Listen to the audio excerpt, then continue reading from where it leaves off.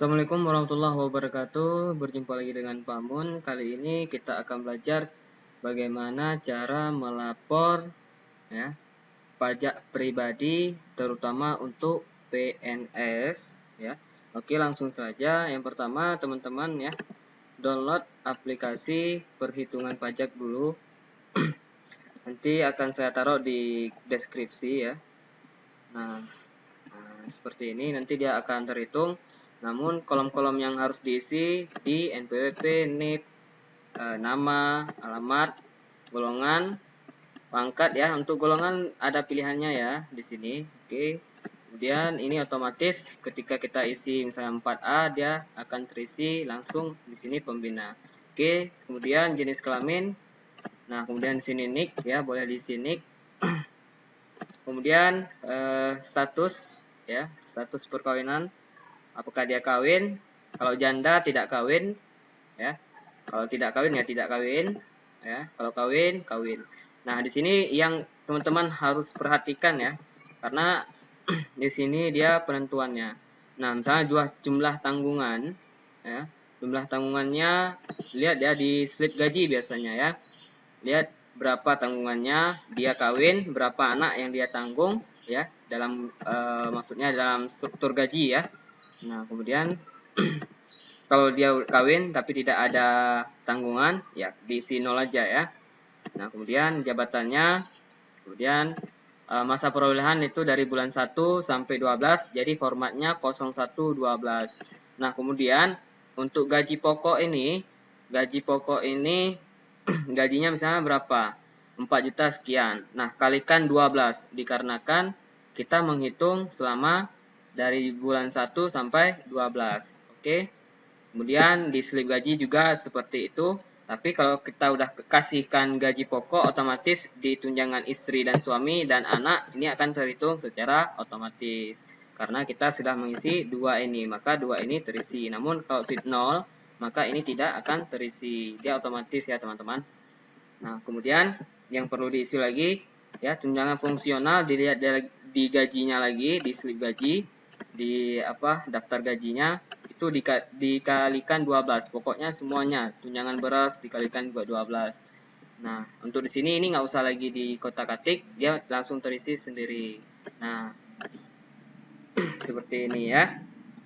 Oke, langsung saja cara pelaporannya. Teman-teman masuk ke hari ini saya akan lapor punya Ibu Nur Asma ya.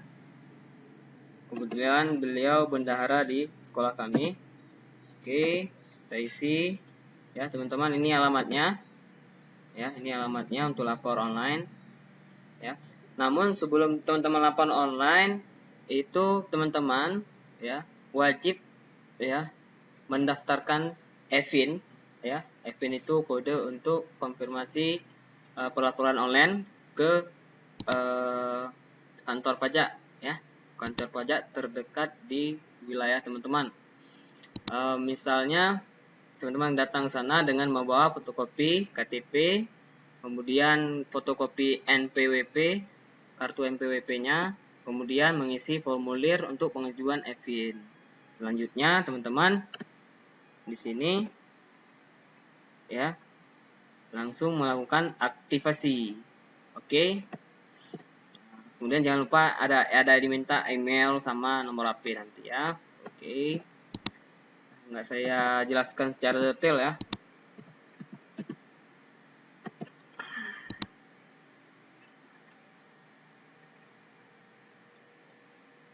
Oke, kita login. Nah, kenapa di sini ada 17SS, 17.0S? Nah, yang di bawah penghasilannya ya, penghasilannya maksudnya di sini ya. Nah, penghasilan brutonya itu ya di atas 60 juta ya itu memakai 1770S ya, 1770S yang untuk di atas 60 juta penghasilannya, penghasilan brutonya ya. Ini Bu Asma di atas 60 juta penghasilan brutonya. Kemudian nah, Oke, nah, brutonya di atas 60 juta, maka dipakai 17%. Tapi di bawah 60 juta itu dipakai 17 SS. Oke. Nah, kemudian klik ya. Oh, kita mau periksa dulu apakah udah ada SPT sebelumnya. Oke, tidak ada. Kemudian klik ya, buat SPT. Apakah Anda menjalankan? Tidak. Kemudian ya. Kemudian langsung isi formulir. Nah, kalau tidak nanti ada pilihannya sendiri ya. Nah, akan ditanya lagi nanti apakah penghasilan bruto peroleh selama 1 tahun kurang nih? Tidak. Maka sama juga ya, 17S juga. Tapi kalau kita jawab iya juga, nah, seperti itu ya. Oke. 17S karena di atas 60 juta brutonya, artinya penghasilan di 1 tahunnya ya. Oke, kita pilih normal, 2018 normal. Kemudian ya, di sini item yang harus diisi ini semua ya. Dan di sini harta akhir tahun itu boleh teman-teman isi 1 juga boleh, namun lebih lengkapnya juga boleh. Tapi di sini saya isi cuma 1. Oke, sepeda motor. Berarti harta yang tinggal di akhir bulan Desember ya, selama 1 tahun. Oke teman-teman, bisa dipahami ya.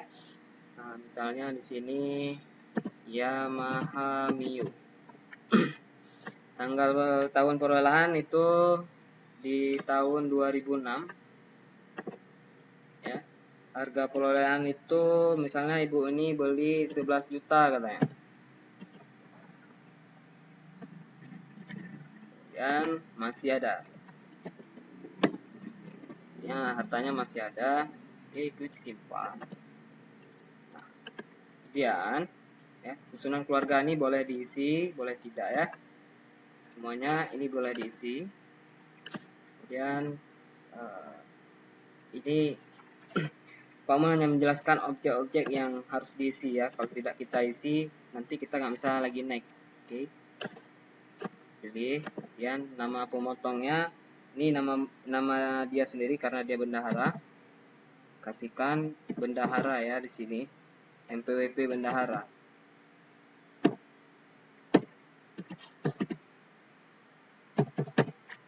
Oke. Kemudian nomor urutnya kita lihat di sini. Ya. Ibu Nur Asma, nomor urutnya 10. Oke, kasihkan 10 ya. Kemudian buat sesuai dengan tanggal. Nah, untuk jumlah PPh-nya ini kita lihat lagi ya. Berapa PPh-nya? Nah, kalau PPh-nya di sini 0 ya, berarti kita isikan di sana 0 ya. Oke. Nah, untuk jenis printnya itu di sini ya, teman-teman. Seperti ini.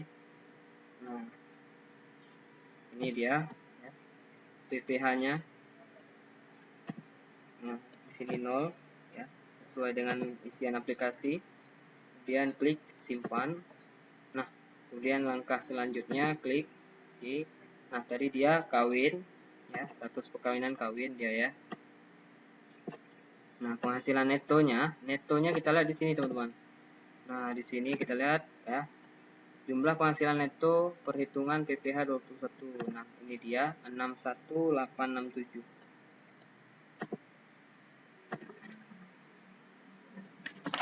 61867 632. Oke, langsung terisi ya. Kemudian langsung lanjut ke B. Nah, kemudian tadi dia kawin ya.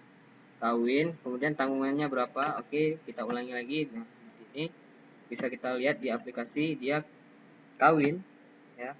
Kawin menanggung 2 anak ya, sesuai dengan isian di aplikasi tadi. Nah, di sini oke. Nah, ini dia Bu Asma, kawin tanggungan 2 orang ya.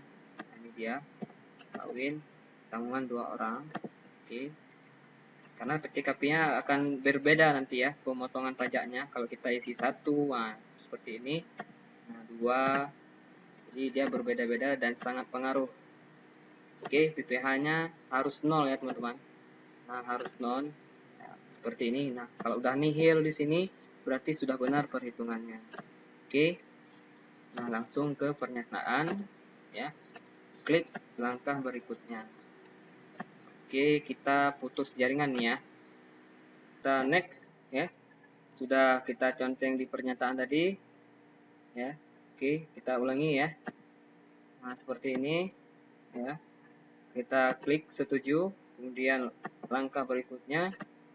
Nah, di sini ya. Saya biasa pakai Yopmail ya. Karena di sini Yopmail ini mudah untuk berinteraksi. Oke, kodenya dikirim ke email ya, email yang kita daftar.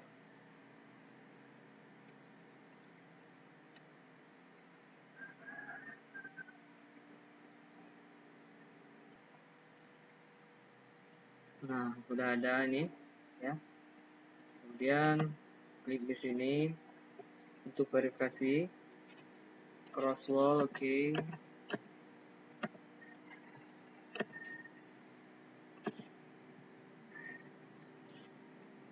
Oke, mountain or hill.